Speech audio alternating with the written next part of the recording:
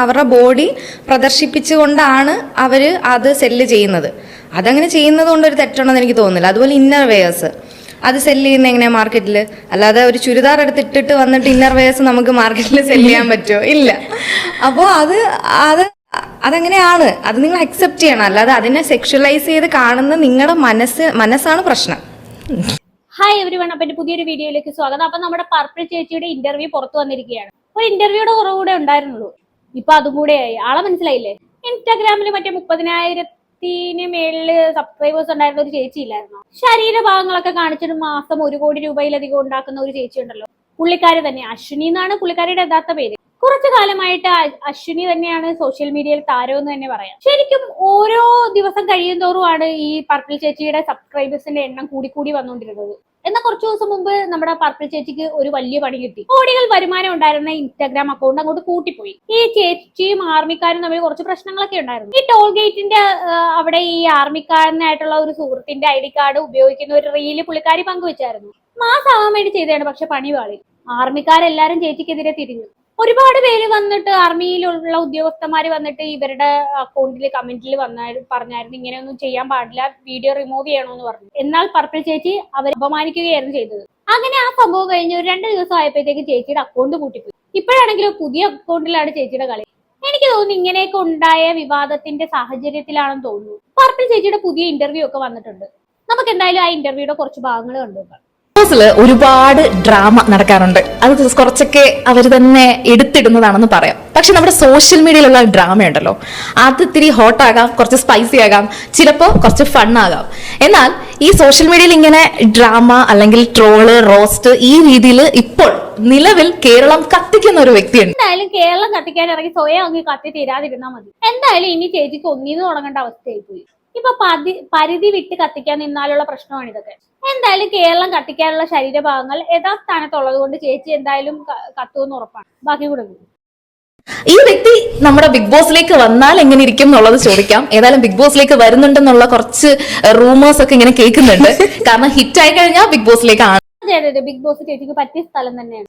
ഇതുപോലുള്ള ഒരു ചണ്ടിയും ചവറും ഒക്കെ വന്ന് അടിയുന്ന ഒരു സ്ഥലമാണ് ഈ ബിഗ് ബോസ് എന്ന് പറയുന്നത്. അത് ഈയിടെയായിട്ട് കേട്ടോ. ഇതിന് മുന്നേ നല്ല പക്ക പേളിമാണിയൊക്കെ ഉണ്ടായിരുന്ന സമയത്തുള്ള ബിഗ് ബോസ് അടിപൊളിയായിരുന്നു. ശരിക്കും പറഞ്ഞാൽ ചേച്ചിക്ക് ഈ ബിഗ് ബോസിൽ വരേണ്ട കാര്യമൊന്നുമില്ല. അതിനേക്കാളും കൂടുതൽ ചേച്ചിക്ക് ഉണ്ടാക്കാൻ പറ്റുന്നുണ്ട് ഇൻസ്റ്റാഗ്രാമിലൂടെ. എന്തായാലും ഈ അധികം വൈകാതെ പുതിയ അക്കൗണ്ടിന്റെ സബ്സ്ക്രിപ്ഷൻ അടിപൊളിയായിട്ട് കയറുന്നതിന്റെ എല്ലാ ഇതും ചേച്ചിക്ക് എന്തായാലും ചെയ്യാൻ പറ്റുമെന്ന് ഉറപ്പാണ്. അങ്ങനെയുള്ളപ്പോ എന്തിനാണ് വെറുതെ ബിഗ് ബോസിലൊക്കെ പോയി സമയം കളയുകയും ചെയ്യുന്നത്? മാനവും പോകും. ശരിക്കും പുറത്ത് നെഗറ്റീവ് ഇമേജ് ഉള്ളവര് ബിഗ് ബോസിൽ പോയതിനു ശേഷം ചിലപ്പോൾ പോസിറ്റീവ് ഇമേജ് ആയി മാറാറുണ്ട് കേട്ടോ. ചിലപ്പം ഇതിനേക്കാളും ഫെയിം കിട്ടാനുള്ള ചാൻസും ഉണ്ട്. പർപ്പിൾ ചേച്ചി ഇപ്പൊ ബിഗ് ബോസിൽ പോയാലും അത്ഭുതമില്ല. അവതാരിക എന്തായാലും ബിഗ് ബോസിനെ കുറിച്ച് എടുത്തിട്ടെങ്കിലും പിന്നീട് ഈ ബിഗ് ബോസിനെ കുറിച്ചുള്ള ചർച്ചകളൊന്നും ഉണ്ടായിരുന്നില്ല. പർപ്പിൾ ചേച്ചി ആണെങ്കിൽ അതിനെ കുറിച്ച് ഒരു വാക്ക് പോലും മിണ്ടിയില്ല. മേ ബി റിജക്ട് ചെയ്ത് കളഞ്ഞതായിരിക്കാം. ബാക്കി കൂടെ കേട്ട് നോക്കാം. അപ്പൊ ബിഗ് ബോസിലേക്ക് ഉണ്ടോ എന്ന് ചോദിക്കാം. വേറെ ആരുമല്ല, purple Ashwini A. Welcome Ashwini. Thank you. അപ്പൊ അളിയാ, നമ്മൾ വർഷങ്ങൾക്ക് ശേഷം വീണ്ടും ഇവിടെ. സത്യത്തില് ഞങ്ങൾ തമ്മിലൊരു സീക്രട്ട് ഉണ്ട്. ഞങ്ങള് +1 +2 ഒന്നിച്ച് പഠിച്ച സുഹൃത്തുക്കളാണ് ഗൈസ്. അപ്പൊ ശരിക്കും എനിക്ക് നിന്നെ യൂണിഫോം ഇട്ട് നല്ല ആ ഒരു ഓർമ്മയുണ്ട്. ആ ടൈമിന് നീ നല്ല കോൺട്രവേഴ്സി. അന്ന് സോഷ്യൽ മീഡിയ ഇല്ലെന്നേ ഉള്ളൂ. അപ്പൊ എന്തായാലും സോഷ്യൽ മീഡിയയിൽ ഉണ്ടാകുന്നതിന് മുമ്പ് ചേച്ചി നല്ല മിടുക്കിയായിരുന്നു. യൂണിഫോമിൽ പോലും വിപ്ലവം തീർത്ത ആളാണ്. അപ്പൊ പിന്നെ ഇപ്പോഴത്തെ അഴിഞ്ഞാട്ടത്തിലൊന്നും അത്ഭുതപ്പെടാനില്ല. ഒരു 2013-12 ഓ വയസ്സൊന്നും അറിയരുത്. അപ്പൊ എല്ലാവർക്കും ചേച്ചിയുടെ പ്രായം എത്രയാന്ന് കിട്ടിയല്ലോ. 2010-നും 2013-നും ഇടയ്ക്കാണ് ചേച്ചി +2 പഠിച്ചത്. അങ്ങനെ നോക്കുമ്പോ ചേച്ചിക്ക് ഇപ്പൊ ഏകദേശം ഒരു 32 വയസ്സൊക്കെ ആയിട്ടുണ്ടോ. ചേച്ചി കഷ്ടപ്പെട്ട ആരോടും പറയാതെ കൊണ്ടുവരണമായിരുന്നു. ശരീരം എക്സ്പോസ് ആയാലും വയസ്സ് എക്സ്പോസ് ആവരുത്. അതാണ് ചേച്ചിയുടെ ഒരു ഇത്. പ്രതീക്ഷിച്ച കാര്യമല്ല. അതായത് ഇപ്പൊ ഈ സബ്സ്ക്രിപ്ഷനിലേക്ക് ഞാൻ പ്ലാൻഡ് ആയിട്ട് വന്നൊരു സംഭവമല്ല. ഇപ്പൊ അത്യാവശ്യം റീച്ചുള്ള ഒരു അക്കൗണ്ടിൽ മോണിറ്റൈസേഷൻ വരും. അതിന്റെ ഫീച്ചർ മെറ്റ കൊടുക്കും. അപ്പൊ ഞാനും ഇങ്ങനെ വെറുതെ ഇങ്ങനെ ചായയൊക്കെ കുടിച്ചോണ്ട് ഒരു വൈകുന്നേരം ഇങ്ങനെ ഇരുന്നപ്പോൾ എനിക്ക് നോട്ടിഫിക്കേഷൻ വന്നു, പ്രൊഫൈല് മോണിറ്റൈസ്ഡ് ആണെന്ന് പറഞ്ഞിട്ട് അപ്പൊ ഞാൻ അത് യൂസ് ചെയ്ത്. ഇപ്പൊ എല്ലാവർക്കും അത് യൂസ് ചെയ്യാവുന്നതേ ഉള്ളൂ. പലരും പറയുന്ന സ്ത്രീകൾക്ക് മാത്രമേ ഇത് പറ്റൂ. എത്രയോ പുരുഷന്മാർക്കുണ്ട് 50-60 സബ്സ്ക്രൈബേഴ്സ്. ഇപ്പൊ ഇത്രയും കൗണ്ട് ഇല്ലെങ്കിലും ഞാനും തുടങ്ങിയ സമയത്ത് 50-60 വരുന്നു. അല്ലാതെ ഒറ്റയടിക്ക് 30,000-ലേക്ക് വന്നതല്ല. തുടങ്ങിയപ്പോൾ ആദ്യം ഒരു സബ്സ്ക്രൈബർ ആയിരുന്നു, പിന്നെ അത് 2 ആയി 3 ആയി. അപ്പോൾ അങ്ങനെയാണ്. അപ്പം ഈ പുരുഷന്മാർക്കും തുടങ്ങാം, അവർക്കും അതിൽ എന്താണോ നിങ്ങൾക്ക് കഴിവുള്ളത് ആ കഴിവ് നിങ്ങൾക്ക് അതിൽ ഇട്ട് നിങ്ങൾക്ക് സബ്സ്ക്രിപ്ഷൻ കൗണ്ട് ഇൻക്രീസ് ചെയ്യും. ശരിക്കും പറയുവാണെങ്കിൽ സ്ത്രീകൾക്ക് നഗ്നതാ പ്രദർശനം നടത്തി പിന്നെ പൈസ ഉണ്ടാക്കാൻ വേണ്ടിയിട്ടല്ല ഈ ഇൻസ്റ്റാഗ്രാം സബ്സ്ക്രിപ്ഷൻ പരിപാടി തുടങ്ങിയിരിക്കുന്നത്. ചേച്ചിയെ പോലുള്ള ആളുകൾ അങ്ങനെ ആക്കി മാറ്റിയതാണ്. ഇതിപ്പം ഞാൻ നേരത്തെ പറഞ്ഞ പോലെ ഈ ട്രാവൽ വ്ലോഗ് ചെയ്യുന്നവർക്ക് തന്റെ ഏതെങ്കിലും ഒരു യാത്രയുടെ ഒരു കുറച്ച് വീഡിയോ എക്സ്ക്ലൂസീവ് ആയിട്ട് കൊടുക്കാം അതിന് വേണ്ടിയിട്ട്. അല്ലെങ്കിൽ ഇപ്പോൾ ഒരു കുക്കിംഗ് ചാനൽ ആണെങ്കിൽ എക്സ്ക്ലൂസീവ് ആയിട്ട് ഇന്ന റെസിപ്പി, അധികം ആരോടും പറയാത്ത റെസിപ്പി, സീക്രട്ട് റെസിപ്പീസ് എക്സ്ക്ലൂസീവ് ആയിട്ട് കൊടുക്കാം. അതിനുവേണ്ടി അങ്ങനെയുള്ള കാര്യങ്ങൾക്ക് വേണ്ടിയിട്ടുള്ളതാണ് ഇൻസ്റ്റാഗ്രാം. സബ്സ്ക്രൈബ് ചെയ്യുന്നവർക്ക് മാത്രം കാണാൻ വേണ്ടിയിട്ടാണ് ഈ ഇൻസ്റ്റാഗ്രാം അങ്ങനെ ഒരു സംഭവം കൊടുത്തിരിക്കുന്നത്. ശരിക്കും പറയുവാണെങ്കിൽ കഴിവുള്ള ആൾക്കാർക്ക് അവരുടെ കഴിവ് വെച്ചിട്ട് പൈസ വരുമാനം ഉണ്ടാക്കാനുള്ള ഒരു മാർഗമായിട്ട് കണ്ടാൽ മതി അതിനെ.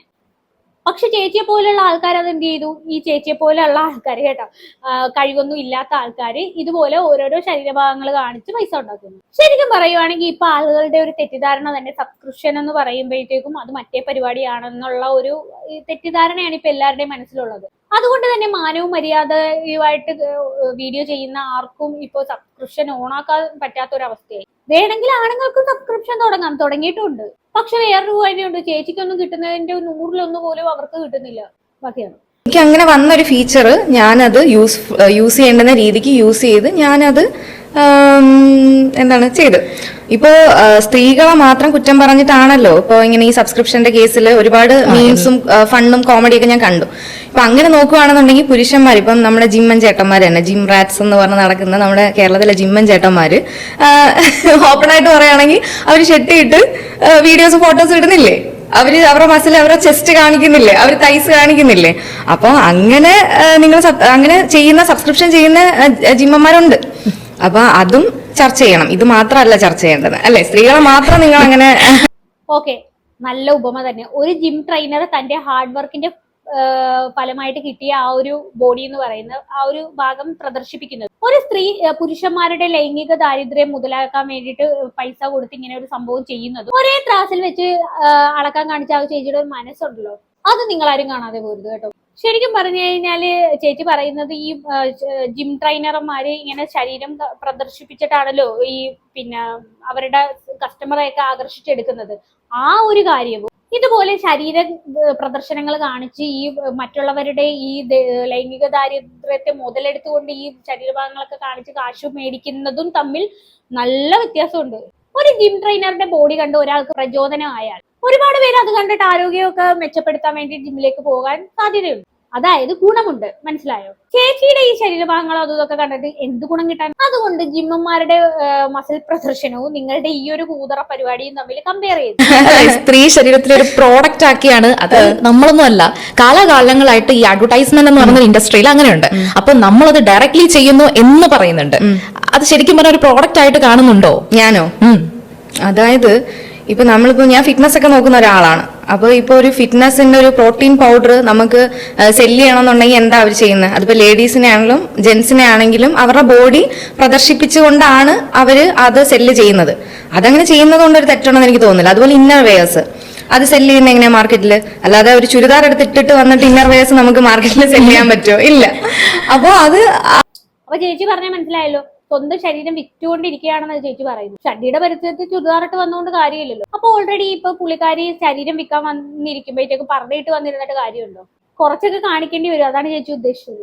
അതങ്ങനെയാണ്. അത് നിങ്ങൾ അക്സെപ്റ്റ് ചെയ്യണം. അല്ലാതെ അതിനെ സെക്ഷലൈസ് ചെയ്ത് കാണുന്ന നിങ്ങളുടെ മനസ്സാണ് പ്രശ്നം. അതെ, അങ്ങനെ കാണുന്ന കുറെ തീട്ടങ്ങൾ ഉണ്ടായതുകൊണ്ടല്ലേ ചേച്ചിയൊക്കെ ഇങ്ങനെ പൈസ ഒക്കെ കിട്ടി തുടങ്ങിയത്. എന്നാലും വളരെ കഷ്ടമുണ്ട് ഈ പിന്നെ സബ്സ്ക്രിപ്ഷൻ എടുത്തവരുടെ കാര്യം. ചേച്ചിയെ കാണാൻ വേണ്ടിയിട്ട് വലിയ കാര്യത്തോടെ എല്ലാണോ സബ്സ്ക്രിപ്ഷൻ എടുത്തു വെച്ച് ഇപ്പൊ എല്ലാരും മൂഞ്ചി. ഈ ഭംഗി എന്ന് പറയുന്നതേ, ഇപ്പം ശാരീരിക സൗന്ദര്യം എന്ന് പറയുന്നത് അത് മെലിഞ്ഞിരിക്കണം അല്ലെങ്കിൽ ഒരു ജിമ്മായിട്ടൊരു ഫിസിക്ക് വേണം അങ്ങനെയൊന്നുമില്ല. ഒരാളുടെ കോൺഫിഡൻസ് ആണ്. അവരുടെ ശരീരം അവർക്ക് കോൺഫിഡന്റ് ആയിട്ട് പ്രസന്റ് ചെയ്യാനുള്ള ഒരു കോൺഫിഡൻസ് ആണ് വേണ്ടുന്നത്. ചിലപ്പോൾ ചിലർ നല്ല വണ്ണമുള്ളവർ കാണും, പക്ഷെ അവര് എക്സ്പോസ് ചെയ്യുന്നുണ്ടായിരിക്കും. അത് അവരുടെ കോൺഫിഡൻസ് ആണ്. അഴിഞ്ഞാടി നടക്കുന്നതിനൊക്കെ ഇപ്പൊ കോൺഫിഡൻസ് ആണെന്നാണോ പറയുന്നത്? കൊള്ളാലോ, നല്ല ഫാഷൻ പേരൊക്കെയാണല്ലോ. കുറെ കോൺഫിഡന്റ് ആയ ആളുകളുടെ പരിശ്രമമാണ് ഇന്ന് ഈ ലോകം ഈ ഒരു രീതിയിൽ കാണുന്നത്. ശരിക്കും പറഞ്ഞാൽ നിങ്ങൾക്ക് അതൊന്നും പറയാനുള്ള ആ ഒരു കോൺഫിഡൻസ് എന്ന വാക്ക് പോലും പറയാനുള്ള ഒരു യോഗ്യത ഇല്ലെന്ന് വേണം പറയാൻ. ഈ തുണി അഴിച്ചിട്ട് നടക്കുന്നതൊക്കെ കോൺഫിഡൻസ് ആണെന്ന് പറയണമെങ്കിൽ ചേച്ചിയുടെ തന്നെ ഒരു നിലവാരം ഒന്ന് ആലോചിച്ച് നോക്കിയേ. എന്തെങ്കിലുമൊക്കെ പറഞ്ഞ് അങ്ങോട്ട് ന്യായീകരിക്കുക. അല്ലാതെ അവർക്ക് മറ്റേ എന്തോ സെക്ഷുവലി അവർ ഫ്രസ്ട്രേറ്റഡ് ആയിട്ട് കാണിക്കുന്നതല്ല. അവരത് കോൺഫിഡൻസ് ഉണ്ടായതുകൊണ്ടാണ് അവരുടെ ശരീരം അവർ ഇപ്പം വണ്ണം ഉണ്ടെങ്കിൽ പോലും അവർ ബിക്കിനി ഇട്ട് അവർക്ക് നടക്കാൻ അവർ കോൺഫിഡൻസ് ഉണ്ടെങ്കിൽ അവർ നടക്കട്ടെ. അതവരുടെ പേഴ്സണൽ ചോയ്സ് ആണ്, അതിനെ നമ്മൾ മാനിക്കണം. ഓരോ വ്യക്തികൾക്കും അവർക്ക് പേഴ്സണൽ, ഒരാൾക്ക് ഇഷ്ടമുള്ള ഡ്രസ്സ് ധരിക്കാം, അത് അയാളുടെ ഒരു ചോയ്സ് ആണ്, അത് ഓക്കെ. ചില ഞരമ്പന്മാരുടെ ലൈംഗിക ദാരിദ്ര്യം മുതലെടുത്തുകൊണ്ട് അതിനുവേണ്ടി മാത്രം തുണി അഴിച്ചിട്ട് നടക്കുന്നതിന് ഈ പേഴ്സണൽ ചോയ്സ് എന്നും വസ്ത്ര സ്വാതന്ത്ര്യം എന്നും ഒക്കെ വിളിക്കാനായിട്ട് കുറച്ച് ബുദ്ധിമുട്ടുണ്ട്. അഴിഞ്ഞാട്ടം അല്ലെങ്കിൽ ഓൺലൈൻ വ്യഭിചാരം. ചേച്ചി പറഞ്ഞ ഈ ഒരു കാര്യത്തിന് പറ്റിയ പേര് ഇതൊക്കെ തന്നെയാണ്. കൂടുതൽ ഡെക്കറേഷൻ ഒന്നും വേണ്ട കേട്ടോ. ഒരു ദിവസം നല്ല വൈറലായിട്ടൊക്കെ ഇങ്ങനെ തിളങ്ങിയൊക്കെ നിൽക്കുന്നു. അതിന്റെ ഇടയിൽ വന്നിട്ട് ഒരു പോലീസ് സ്റ്റേഷനിൽ കയറി കേസ് കൊടുത്തു, ഡിഫമേഷൻ ഉണ്ടെന്നൊക്കെ പറഞ്ഞ് ഭയങ്കര ചങ്കൂറ്റത്തോടെ ഒരു ബോൾഡായിട്ട് ആദ്യമായിട്ട് നമ്മുടെ പർപ്പിളിന്റെ വോയിസ് കേട്ട ഒരു ദിവസം ഉണ്ടായിരുന്നു. ആൻഡ് ഓഫ് കോഴ്സ് അതിന്റെ കൂടെ തന്നെ എന്നാൽ ആ ട്രാപ്പിന് ശേഷം അടുത്തൊരു ട്രാപ്പ് അശ്വിനിക്ക് കിട്ടട്ടെ എന്ന് കരുതിയിട്ടാണോ ആ ഒരു ആർമിയുടെ ഒരു റീലിട്ട്, അത് സ്വാഭാവികമായിട്ട് ഒരുപാട് പേര് അത്തരത്തിലുള്ള റീൽസ് ഒക്കെ ഇടാറുണ്ട്. പക്ഷെ അത് അശ്വിനിക്കാണ് ഇത്ര പാരയാവുമെന്ന് കരുതിയോ? അത് എന്തെങ്കിലും സീരിയസ് കേസ് ഉണ്ടോ? കാരണം വെച്ചാൽ ഒരുപാട് ഫേസ്ബുക്കിലൊക്കെ നമ്മൾ കണ്ടു, ഇനി അങ്ങോട്ട് വീഡിയോ ഒക്കെ പോലീസ് സ്റ്റേഷനിൽ ഇരുന്ന് അങ്ങ് ചെയ്യത്തേ ഉള്ളൂ എന്ന്. എന്തെങ്കിലും സത്യം ഉണ്ടോ?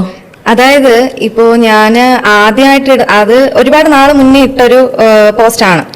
അപ്പോൾ ഞാൻ ഈ ഒരു സെൻസേഷൻ ആയതിനു ശേഷമാണ് ആ പഴയ പോസ്റ്റ് എടുത്തുകൊണ്ട് വന്നിട്ട് ഇപ്പൊ ഇത്രയും വലിയൊരു വിഷയമാക്കി മാറ്റിയത്. അപ്പൊ അതിന്റെ ഒരു അതാ വീഡിയോ ചെയ്തതിന്റെ ലീഗൽ സൈഡ് പറയാനാണെന്നുണ്ടെങ്കിൽ ഞാൻ പോലീസോ അല്ലെങ്കിൽ നിയമം പഠിച്ച ഒരാളൊന്നും അല്ല. ഈ വന്നിരുന്ന റോസ്റ്റിംഗ് ചെയ്യുകയും ക്രിട്ടിസൈസ് ചെയ്ത് വീഡിയോ ചെയ്ത ആൾക്കാരും നിയമം പഠിച്ചൊരു വ്യക്തികളൊന്നും അല്ല അതിനെപ്പറ്റി അത്ര ഡീപ്പായിട്ട് പറയാനായിട്ട്. അതിനിപ്പോ നിയമം പഠിക്കേണ്ട കാര്യമൊന്നുമില്ല. ജസ്റ്റ് ഗൂഗിൾ ഒന്ന് എടുത്തു നോക്കിയാൽ ആർമിക്കാരുടെ ഈ ID കാർഡ് ഉപയോഗിക്കരുതെന്ന് മനസ്സിലാക്കാൻ വേണ്ടിയിട്ട് ഒരുപാട് പഠിത്തമൊന്നും ആവശ്യമില്ല. ഒരു ഇന്ത്യൻ പൗരൻ ബേസിക് ആയിട്ട് അറിഞ്ഞിരിക്കേണ്ട ഒരു കാര്യമാണത്. എന്തൊക്കെ ന്യായീകരണങ്ങളാണോ? തെറ്റ് ചെയ്തിട്ട് ഇങ്ങനെയൊക്കെ വന്നിരുന്ന് ന്യായീകരിക്കാൻ ഉളുപ്പുണ്ടോ ചേച്ചിക്ക്? ഇപ്പൊ അങ്ങനെ എനിക്കെതിരെ ഒരാൾ അങ്ങനെ ആ ഒരു വീഡിയോയുടെ പേരിൽ കേസ് കൊടുത്തിട്ടുണ്ടെങ്കിൽ അത് നിയമപരമായിട്ട് അങ്ങനെ പോവും. പക്ഷേ അതിനെ വളച്ചൊടിച്ച് അലിഗേഷൻസ് പറഞ്ഞുണ്ടായിരുന്നു, ഇന്ന് ജയിലിൽ അല്ലെങ്കിൽ നാളെ ജയിലിൽ പോവും അല്ലെങ്കിൽ നാളെ മുതൽ ജയിലിൽ ഇരുന്നായിരിക്കും വീഡിയോ ചെയ്യുന്നത്, ഇങ്ങനെ കുറച്ച് ആൾക്കാർ. ഇപ്പൊ അലിഗേഷൻസ് നമുക്ക് ആരെ പറ്റി വേണമെങ്കിലും പറഞ്ഞുണ്ടാക്കിക്കൊണ്ടിരിക്കുകയാണ് കുറെ ആൾക്കാർ. പറഞ്ഞുണ്ടാക്കി വീഡിയോ ചെയ്യുകയാണ്, അതിന് നല്ല മാർക്കറ്റിംഗും ഉണ്ട്. അപ്പൊ അതിനൊരു ബെസ്റ്റ് എക്സാമ്പിൾ ആണ് നമ്മുടെ രാഷ്ട്രപതി ഒരു സ്റ്റേറ്റ്മെന്റ് ഇറക്കി എന്ന് പറഞ്ഞിട്ട് നമ്മുടെ രാഷ്ട്രപതിക്കെതിരെ വരെ അലിഗേഷൻസ് പറഞ്ഞുണ്ടാക്കിക്കൊണ്ടിരിക്കുകയാണ്. അതിലൊരു സത്യാവസ്ഥയില്ല, അതൊരു ഫേക്ക് ന്യൂസ് മാത്രമാണ്. ന്യൂസ് ഒന്ന് ഓർമ്മിപ്പിക്കാം, കാരണം എക്സ്ക്ലൂസീവ് അല്ലെങ്കിൽ ഹോട്ട് വീഡിയോസ് ഒക്കെ ചെയ്യുന്നവർക്ക് അതവിടെ ബാൻ ചെയ്യും, അവരുടെ അക്കൗണ്ട് ഒക്കെ ബാൻ ചെയ്യും, റിമൂവ് ചെയ്യും എന്നൊക്കെ ഉണ്ട്. അത് കണ്ട് കുറെ പേര് ആശ്വസിക്കുന്നുണ്ട്, അത് കണ്ട് അയ്യോ അങ്ങനൊന്നും ചെയ്യല്ലേ ആകെ കിട്ടിയതാണ് എന്ന് പറയുന്നവരും ഉണ്ട്. അപ്പൊ അത് ഫേക്ക് ആണ്. അതെ അതെ, രാഷ്ട്രപതി അങ്ങനെ ഒരു സ്റ്റേറ്റ്മെന്റ് പറഞ്ഞു എന്നുള്ളത് ഫേക്കാണ്. അതും നമ്മുടെ രാഷ്ട്രപതിയുടെ ഫോട്ടോ ഒക്കെ വെച്ചിട്ടാണ് ഇവർ ഈ പോസ്റ്റേഴ്സ് അടിച്ചിറക്കുന്നത്. അപ്പൊ അത്രയും ഒരു ധൈര്യമാണ് ഇവർക്ക്, എന്തോ എനിക്കറിയത്തില്ല. എന്തായാലും അതൊക്കെ അവിടെ നിൽക്കട്ടെ. എന്തായാലും ചേച്ചിക്കെതിരെ വന്ന അലഗൻസിനെതിരെ സംസാരിക്കുമ്പോ ഇതിൽ നിന്ന് എങ്ങനെ ഊരിപ്പോരാമെന്ന് പറ. രാജ്യദ്രോഹ കുറ്റത്തിന്റെ ഒരു ലെവലിലാണ് ചേച്ചി ചെയ്ത ഒരു തെറ്റ്. അതാണിപ്പോ പല എക്സ്പേർട്ടും പറയുന്നത്. അതുമല്ല ചേച്ചി അറിഞ്ഞായിരുന്നു, ഈ ഒരു പട്ടാളക്കാരന്റെ ID കാർഡ് എന്ന് പറഞ്ഞാൽ അത് രാജ്യത്തിന്റെ സ്വത്താണ്. അത് വേറെ ആർക്കും കൊടുക്കാൻ പാടില്ല, വേറെ ആരും ഉപയോഗിക്കാനും പാടില്ല. ഇതിപ്പം ചേച്ചി ഉപയോഗിച്ച ഒരു ടോൾ ഗേറ്റ് കടക്കാനായിട്ടാണ്. ചിലര് വേണമെങ്കിൽ ഇത് ദുരുപയോഗം ചെയ്തൂടെ? എന്തൊക്കെ ഈ ഓരോ കാര്യങ്ങളൊക്കെ ചോർച്ചയൊക്കെ ചെയ്യാലോ, ഇങ്ങനെ എന്താ പറയാ, ഒരു ചാരപ്പണിയൊക്കെ ചെയ്യാൻ വേണ്ടിയിട്ട് ഈ ID കാർഡ് ഉപയോഗിച്ചൂടെ? ഇന്ത്യൻ ആർമിയിൽ ഒരുപാട് പേര് ഇതുപോലെ ഈ പട്ടാളക്കാർ ഈ സ്ത്രീകളുടെ വലയിൽ വീണു പോയിട്ടുണ്ട്. ഈ പട്ടാളക്കാരൊക്കെ ഈ സ്ത്രീകളുമായിട്ട് എന്തെങ്കിലും ഒരു റിലേഷനിൽ ഏർപ്പെട്ട് കഴിഞ്ഞാൽ അവിടുത്തെ ഓരോ കാര്യങ്ങളൊക്കെ ഈ സ്ത്രീകളോട് പറയും, സ്ത്രീകൾ വേറൊരു സ്ഥലത്തേക്ക് പറയും, അങ്ങനെ പ്രശ്നങ്ങളൊക്കെ ഉണ്ടാവാൻ ചാൻസ് ഉണ്ട്. എത്രത്തോളം ഗുരുതരമായിട്ടുള്ള ഒരു തെറ്റാണ് ചേച്ചിയും ചേച്ചിയുടെ പട്ടാളക്കാരനായിട്ടുള്ള കൂട്ടുകാരന് ചെയ്യുന്നതെന്ന് ഈ മനസ്സിലാവുന്നുണ്ടോ? അത് ചേച്ചിക്ക് ഇപ്പോഴും ബോധ്യപ്പെട്ടിട്ടില്ല. ഇപ്പൊ അക്കൗണ്ട് പോയിട്ടേ ഉള്ളൂ, നാളെ ചിലപ്പോൾ ജയിലിൽ കിടക്കേണ്ടി വരും.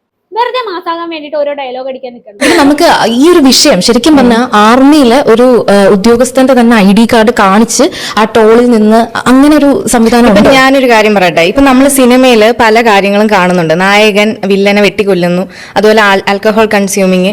അപ്പൊ ഒക്കെ അവരെന്താ ചെയ്യുന്നത്, അവരൊരു ഡിസ്ക്ലൈമർ വെക്കും. ആരും അതിനെതിരെ കേസ് കൊടുക്കാൻ, ഇപ്പൊ ഇല്ലീഗൽ ആണല്ലോ ഒരാളെ കൊല്ലുക എന്നൊക്കെ പറയുന്നത്, പക്ഷെ ആരും അതിനെതിരെ കേസ് കൊടുക്കാൻ പോകുന്നില്ല. അപ്പോൾ നമ്മളും ഇപ്പൊ ഒരു റീല് ചെയ്യുമ്പോൾ അതൊരു ആക്ട് മാത്രമാണ്. ആ വീഡിയോയുടെ പിന്നിൽ അതൊരു പ്ലാൻ ചെയ്ത് എടുക്കുന്ന ഒരു വീഡിയോ, അല്ലാതെ അത് ലൈവ് അല്ല. അപ്പൊ അതിന്റെ പിന്നിലൊരു സ്റ്റോറി കാണും അല്ലേ? അല്ലാതെ ഇപ്പൊ ഞാനിപ്പം ആർമി കാർഡ് കാണിച്ചാണ് ടോള് പാസ് ചെയ്തതെന്നോ അല്ലെങ്കിൽ എന്റെ കൂടെ ആർമിക്കാരൻ ഉണ്ടായിരുന്നെന്നോ ഒന്നും ഞാൻ അതിൽ പറയുന്നില്ല. അത് ജസ്റ്റ് ഒരു അതിന് താഴെ ഞാൻ it's just A fun reel എന്ന ഡിസ്ക്ലൈമർ ഓൾറെഡി. ന്യായീകരണം കേട്ടില്ലേ നിങ്ങൾ? സിനിമയിലൊക്കെ ഇങ്ങനെ ചെയ്യുന്നുണ്ടല്ലോ. സിനിമ പോലെയാണോ നിങ്ങളുടെ ഈ റീൽ എന്ന് പറയുന്നത്? സിനിമ എന്ന് പറയുന്നത് കംപ്ലീറ്റ്ലി ഡിഫറെന്റ് ആണ്.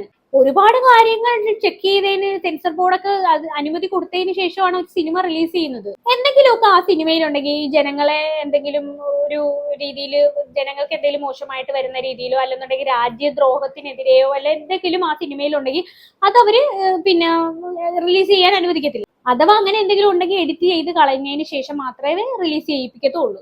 ചേച്ചിയുടെ റീലുകൾ അങ്ങനെയാണോ? സെൻസർഷിപ്പ് ഒക്കെ കഴിഞ്ഞിട്ടാണോ വരുന്നത്? സിനിമ എന്ന് പറഞ്ഞ സിനിമയാണ്. ഈ റീലുകൾ എന്ന് പറഞ്ഞാൽ റിയൽ ലൈഫിൽ നടക്കുന്ന കാര്യങ്ങളാണ് കാണിക്കുന്നത്. ഇപ്പൊ ശരിക്കും പറഞ്ഞു കഴിഞ്ഞാൽ സിനിമയിലൊക്കെ കാണിക്കുന്നത് സെറ്റിട്ട ടോൾ ഗേറ്റോ അങ്ങനെയൊക്കെ ആയിരിക്കും. പക്ഷെ ഇതെന്ന് പറയുമ്പോൾ റിയൽ ആയിട്ടുള്ള ടോൾ ഗേറ്റ് ആയിരുന്നു. നിങ്ങൾ ഒരു ആർമിക്കാരന്റെ പിന്നെ ID കാർഡ് ഉപയോഗിച്ച് ടോൾ ഗേറ്റ് കടന്നു പോവുകയാണ്. ഇത് റിയൽ ആയിട്ട് നടന്ന ഒരു കാര്യമാണ്, സിനിമയല്ല. ഒരു സിനിമയ്ക്ക് വേണ്ടി ഷൂട്ട് ചെയ്തതല്ലത്. ഇനി വേറൊരു കാര്യമുണ്ട്, തനിക്കെതിരെ മോശമായി സംസാരിച്ചു എന്ന് പറഞ്ഞുകൊണ്ട് ഒരു പയ്യനെതിരെ ചേച്ചി കേസ് കൊടുത്തു. കേസ് കൊടുത്തതിന്റെ പിറ്റേ ദിവസം തന്നെ ആ പയ്യനെ പോലീസ് പൊക്കുകയും ചെയ്തു. അതിനെ കുറിച്ചുകൂടി ചേച്ചി ചില കാര്യങ്ങൾ പറയുന്നുണ്ട്, അതും കൂടെ കേട്ടോക്കാം. അപ്പം പോലീസ് കേസിന്റെ കാര്യത്തിൽ എന്തെങ്കിലും അങ്ങനെ ഒരു കേസ് ഉണ്ടെങ്കിൽ ആ കേസ് വരുമ്പോൾ അത് ആ റെസ്പോൺസിബിൾ ആയിട്ടുള്ള ആൾക്കാരെടുത്ത് അല്ലെങ്കിൽ ആ ഒരു അതോറിറ്റിയോട് ഞാൻ പറഞ്ഞാൽ മതി. അല്ലാതെ അതൊരു ഇന്റർവ്യൂവിൽ വന്ന് പറയേണ്ട ആവശ്യമുണ്ടെന്ന് എനിക്ക് തോന്നുന്നില്ല. പെട്ടെന്നൊരു ദിവസം ഡിഫമേഷൻ എന്നൊക്കെ പറഞ്ഞ് വോയിസ് റൈസ് ചെയ്തിട്ട് ഇത്രയൊക്കെ ശബ്ദം അശ്വിനിക്ക് ഉണ്ടോ? ഈ ഒരു വീഡിയോസിൽ മാത്രമേ നമ്മൾ കണ്ടിട്ടുള്ളൂ അശ്വിനിയെ. അപ്പം ശബ്ദമൊക്കെ കേട്ട് ഇത് ഒറിജിനൽ ആണ്, ഒന്നും അല്ല എന്ന് മനസ്സിലായതും പിന്നെ ആൾ അത്ര ചില്ലറക്കാരിയല്ല, കാണുന്ന എല്ലാവരെയും വെച്ച് തമ്പും വീഡിയോയും ചെയ്യുന്നതൊക്കെ എന്നെ വെച്ച് ചെയ്യണ്ട എന്ന് പറയുന്ന ഒരു ധ്വനിയും കൂടെ ആ ഒരു സംഭവത്തിലുണ്ടായിരുന്നു. അതെന്തായിരുന്നു ആ സംഭവം? എങ്ങനെയാണ് ഇത്രയും പ്രൊവോക്ഡ് ആയത്? അല്ല, അതിന് മുന്നേ ഒരു കാര്യം എന്ന് വെച്ച് കഴിഞ്ഞാൽ, ശരിയാണ്, എന്റെ വോയിസോ അല്ലെങ്കിൽ അതൊന്നും ആരും അങ്ങനെ ഞാൻ സംസാരിച്ചിട്ടില്ല സോഷ്യൽ മീഡിയയിൽ എന്റെ പ്രൊഫൈലിൽ. കാര്യം ഞാനൊരു റീല് ചെയ്തു പോകുന്ന ഒരു വ്യക്തിയാണ്. അല്ലാതെ ഞാൻ ആരെയും പറ്റിയിട്ട് വന്ന് എന്തെങ്കിലും കുറ്റം പറയാനോ അല്ലെങ്കിൽ സോഷ്യലി റെലവെന്റ് ആയിട്ടുള്ള ടോപ്പിക്സ് എടുത്ത് സംസാരിക്കുന്ന ഒരു വ്യക്തിയല്ല ഞാൻ. അപ്പൊ അങ്ങനെ ഇരിക്കുമ്പോഴാണ് എനിക്കെതിരെ ഒരു ഇത് തന്നെ. പിന്നെ ഇപ്പൊ ഇത് ആദ്യമായിട്ടൊന്നും അല്ല, ഇതിനു മുന്നേ ഞാൻ പലർക്കെതിരെയും ഡിഫമേഷന് കേസ് കൊടുത്തിട്ടുണ്ട്. എനിക്കത് വേണ്ട നീതി എനിക്ക് കിട്ടിയിട്ടുണ്ട്. അപ്പോ ഇത് ഞാൻ അത് പറയാനുള്ള കാര്യം എന്ന് വെച്ച് കഴിഞ്ഞാൽ, ഒരു വീഡിയോ ഒക്കെ ചെയ്യാനുള്ള കാര്യം എന്ന് വെച്ച് കഴിഞ്ഞാൽ ഒരു അവയർനെസ് പോലെ തന്നെ കൊടുക്കാനായിരുന്നു. അതായത് നമുക്ക് ഇങ്ങനെ സ്ത്രീകൾക്കെതിരെ ഇങ്ങനെ ഉണ്ടാവുന്ന കാര്യങ്ങൾക്ക് നിങ്ങൾക്കത്, സ്ത്രീകൾ നീ എടുത്തു പറയുന്നില്ല, പുരുഷന്മാർക്കെതിരെ ഉണ്ടാവുന്നുണ്ട് ഇങ്ങനെ ഈ ഇല്ലാത്ത കാര്യങ്ങൾ പറഞ്ഞുണ്ടാക്കുന്നത്. അപ്പോൾ അങ്ങനെ നിങ്ങൾ പോയി കഴിഞ്ഞാൽ നിങ്ങൾക്ക് നീതി കിട്ടും. നിങ്ങൾ പോവാണ്ടിരിക്കരുത്. ചിലപ്പോൾ കുറച്ച് സമയം എടുക്കും, ചിലപ്പോൾ പെട്ടെന്നാവും. അത് ഓരോ കേസിന്റെ ഇതനുസരിച്ചിരിക്കും അതിന്റെ ആ ഒരു ഇത്. അപ്പോൾ എനിക്കത് പെട്ടെന്ന് കിട്ടി, ഞാനത് വന്നിട്ട് പറഞ്ഞു. ചേച്ചിക്ക് കിട്ടി എന്ത് നീതി? ആ ചെറുക്കനെ പോലീസ് പൊക്കി എന്നിട്ട് ചേച്ചിയുടെ മുന്നിലെടുത്തിട്ടു. അത് ചേച്ചി റീലാക്കി ഫുള്ളിട്ടു. അല്ല, ഈ ചേച്ചി കേസ് കൊടുത്തപ്പോ എന്താ പിറ്റേ ദിവസം തന്നെ ആ ചെറുക്കനെ പിടിച്ചത്? നമ്മളൊക്കെ ഒരു കേസ് കൊടുത്തു തന്നെ കുറെ നാളിട്ട് കറക്കിയതിന് ശേഷമേ എന്തെങ്കിലും ഒരു ഇത് വരുത്തു. അപ്പൊ കണ്ടില്ലേ, ചേച്ചി കേസ് കൊടുത്തതിന് പിറ്റേ ദിവസം ചെറുക്കനെ പൊക്കി തരും, എന്നിട്ട് ചേച്ചിയുടെ മുന്നിൽ കൊണ്ടുവന്നിട്ട് കൊടുക്കും. എങ്ങനെയാണ് ഇത്ര പെട്ടെന്ന് ചേച്ചിക്ക് നീതി കിട്ടിയതെന്ന് ഇപ്പോഴാണ് മനസ്സിലായത്. സ്വാധീനം അല്ലാതെ എന്ത്. എന്തായാലും ചേച്ചിയുടെ കയ്യിൽ ഒരു ID കാർഡ് ഉണ്ടായിരുന്നല്ലോ പട്ടാളക്കാരന്റെ, അതേ പട്ടാളക്കാരൻ തന്നെയായിരിക്കും ചേച്ചിക്ക് ഇതിനൊക്കെ ഒന്ന് സപ്പോർട്ട് ചെയ്ത് കൊടുത്തത്. പട്ടാളക്കാരൻ മാത്രം ആയിരിക്കത്തില്ല ചേച്ചിയുടെ കയ്യിൽ വെച്ച് നോക്കുമ്പോൾ. വേറെ സകല പിന്നെ ഇതിലും ചേച്ചിക്ക് പിടിപാടുണ്ടാവാൻ സാധ്യതയുണ്ട്. എല്ലാം വഴിയെ പുറത്തു വരും, അല്ലാതെ എവിടെ പോകാനാണ്. അപ്പൊ എനിക്ക് ഇത്രയൊക്കെ പറയാനുള്ളൂ. ഇത് കേട്ടിട്ട് നിങ്ങൾക്ക് എന്താണ് തോന്നുന്നതെന്ന് വെച്ചാൽ താഴെ കമന്റ് ബോക്സിൽ കമന്റ് ചെയ്യുക. അടുത്തൊരു വീഡിയോയിൽ കാണാം. അതുവരെ ബൈ ബൈ.